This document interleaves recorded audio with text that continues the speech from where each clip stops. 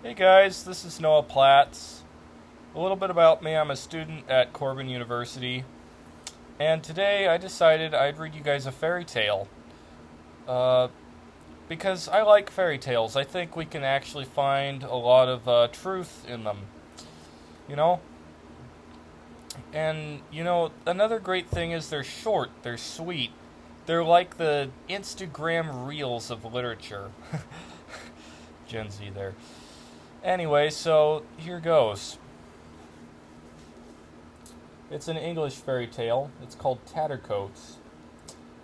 In a great palace by the sea there once dwelt a very rich old lord, who had neither wife nor children living, only one little granddaughter, whose face he had never seen in all her life. He hated her bitterly, because at her birth his favorite daughter died, and when the old nurse brought him the baby, he swore that it might live or die as it liked, but he would never look on its face as long as it lived. That's sad. Like, there's grief, but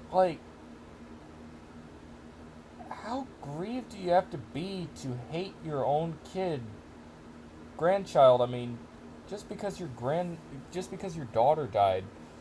To be fair, I mean, I'm 21. Like, I don't have a wife or kids, but I've had people die. But that doesn't mean that I hated their children just because they died. Couldn't he see this granddaughter as maybe a second chance to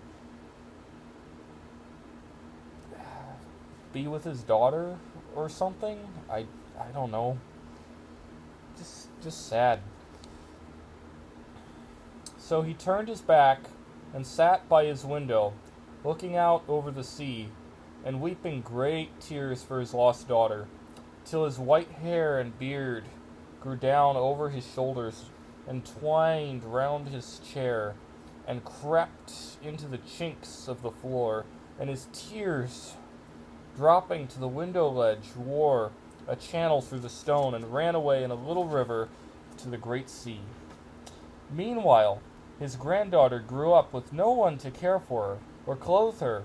Only the old nurse, when no one was by, would sometimes give her a dish of scraps from the kitchen, or a torn petticoat from the rag bag, while the other servants of the palace would drive her from the house with blows and mocking words, calling her Tattercoats, and pointing to her bare feet and shoulders, while she ran away crying to hide among the bushes.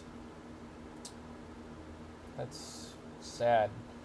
There's a lot of abuse, there's a lot of underdogs in fairy tales. It's sad. But conflict is a key for making a story good. Anyway, furthermore, so she grew up with little to eat or wear, spending her days out of doors, her only companion a crippled gooseherd, who fed his flock of geese on the common. And this gooseherd was a queer, merry little chap, and when she was hungry or cold or tired, he would play to her so gaily on his little pipe that she forgot all her troubles, and would fall to dancing with his flock of noisy geese for partners. Okay, this is beautiful right here. You know, she's like in this awful situation, and yet there's still that one person that is there. I feel like today we are so isolated, and we need to realize there are always people around us. There's always someone there for us, even though we don't realize it. And we need to unleash that inner joy. We need to try to find ways to turn our mourning into dancing. And don't get me wrong,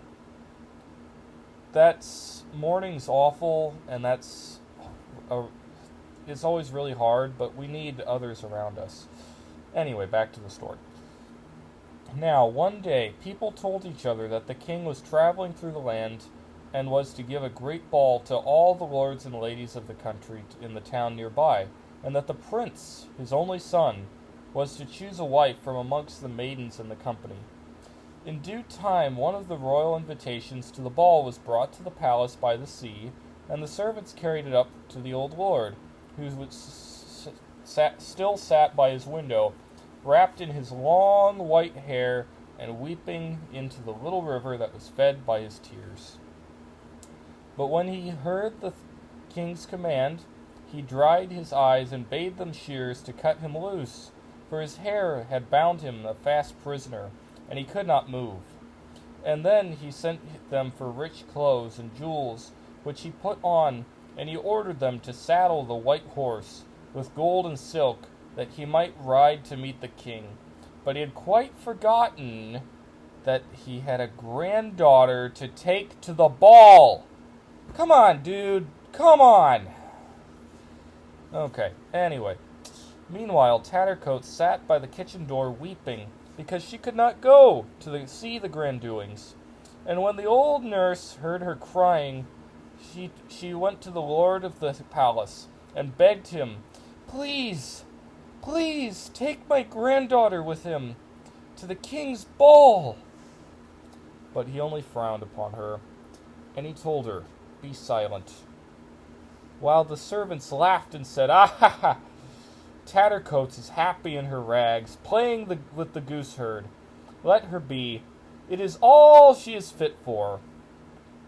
This is another sad thing, you know. They're not going to let her out of this castle. It's like, could you at least let her be free? I mean, we look back in the text at the beginning. He hated her bitterly, because at her birth his favorite daughter died, and when the old nurse brought him the baby, he swore that it might live or die as it liked, but he would never look on its face as long as it lived. So this old lord, it's like he kind of hates his granddaughter, but he also just kind of doesn't even care. But these servants, it's like they're going out of their way to do this stuff to her. Come on, guys, just don't put her down. And I feel like that's something that happens a lot, is we put ourselves or we put each other down. And it's like, well, what else do you want done? What else do you want us to do? She can either stay at the castle, or she can stay at the castle. It's abuse either way. You're not going to let her leave. Sad. A second, and then a third time, the old nurse begged him to let the girl go with him, and she was answered only by black looks and fierce words, till she was driven from the room by jeering servants, with blows and mocking words. Okay, that's abusive. Weeping over her ill success, the old nurse went to look for Tattercoats, but the girl had been turned away from the door by the cook, and had run away to tell her friend that the gooseherd, how unhappy she was because she could not go to the king's ball. That's good. It's good she has someone to talk to. That's really good. Now, when the gooseherd had listened to her story, he bade her cheer up, and proposed that they should go together into the town to see the king and all the fine things. And when she looked sorrowfully down on her rags and bare feet, he played a note or two upon his pipe, so gay and merry that he forgot all about her tears and her troubles. And before she knew well, the gooseherd had taken her by the hand, and she and he and the geese before them were dancing down the road towards the town. That's so good. You know, he's kind of giving her power. Honestly, I wonder who this gooseherd is. Why doesn't he have a name? Who is this guy? I don't know. Let's keep reading.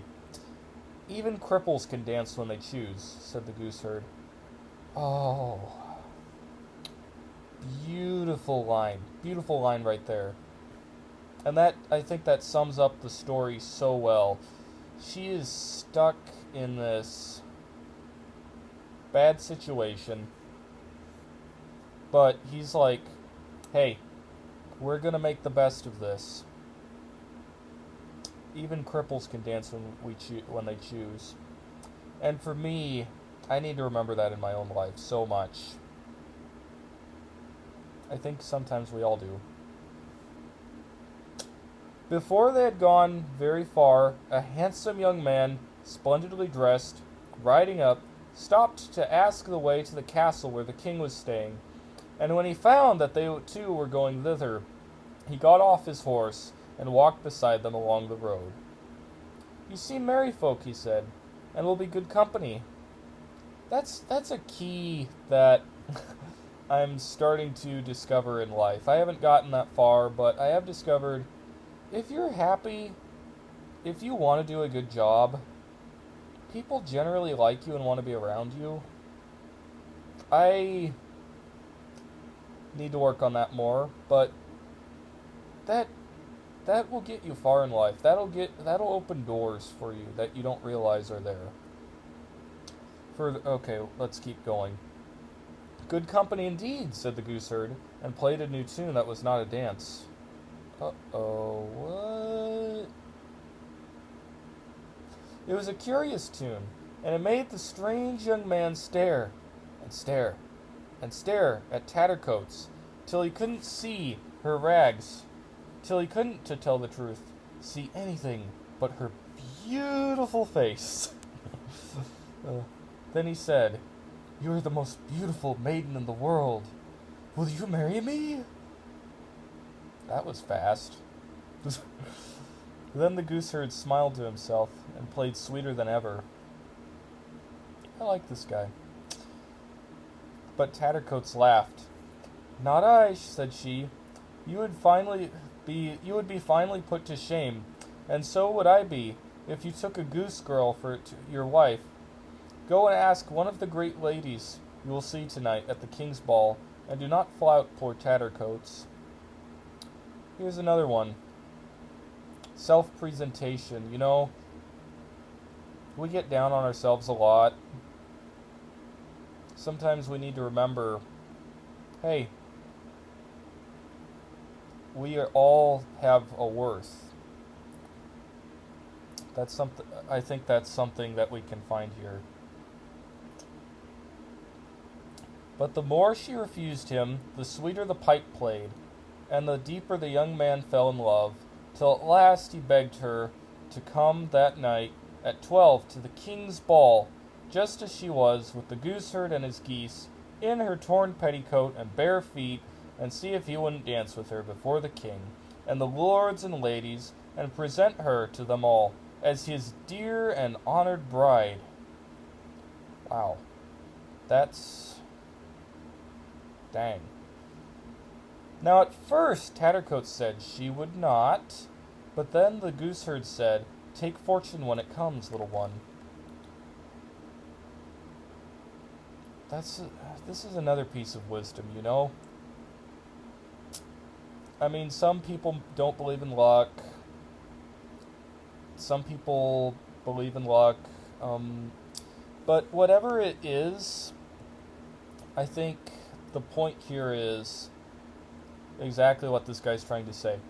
When something good is happening, take advantage of it. Don't cut yourself out. Don't let the imposter syndrome take over.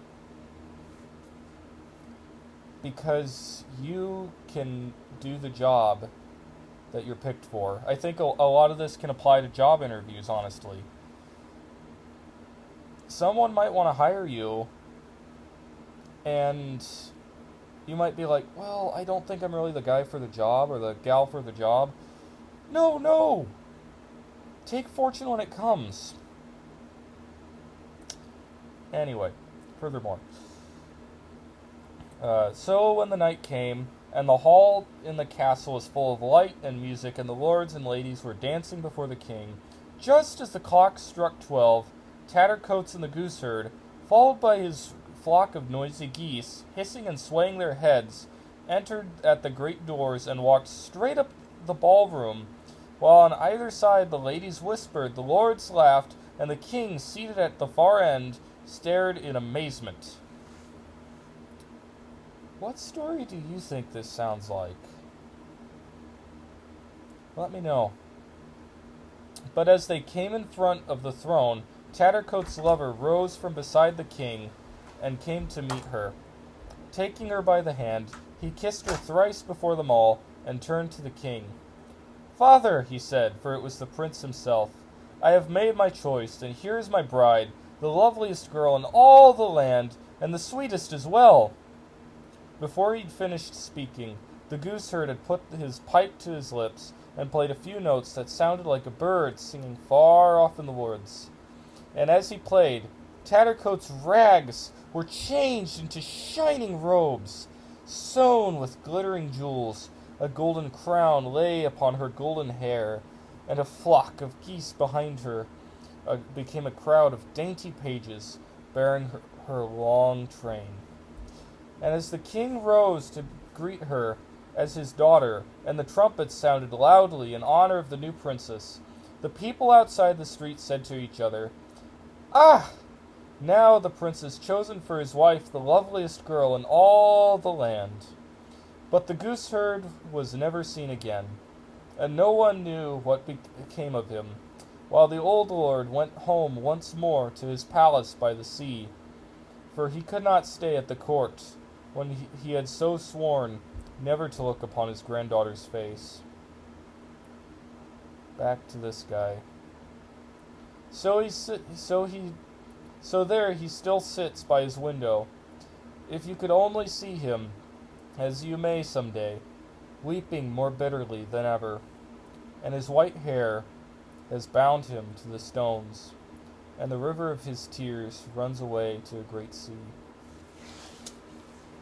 That's sad. This is the book, by the way. It's called English Fairy Tales, retold by Flora Ann Steele, illustrated by Arthur Rackham. It was in the Corbin Library, and it was published by the Macmillan Company, New York, in 1962. Just a little side note there. I want to ask you guys a couple questions. Do you think that the story is more about the Lord or the daughter?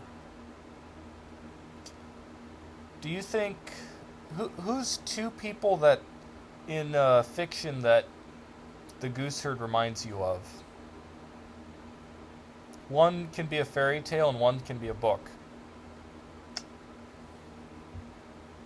And why do you think it was geese of all things? What's the symbolism there? Anyway, thank you guys. Have a good night.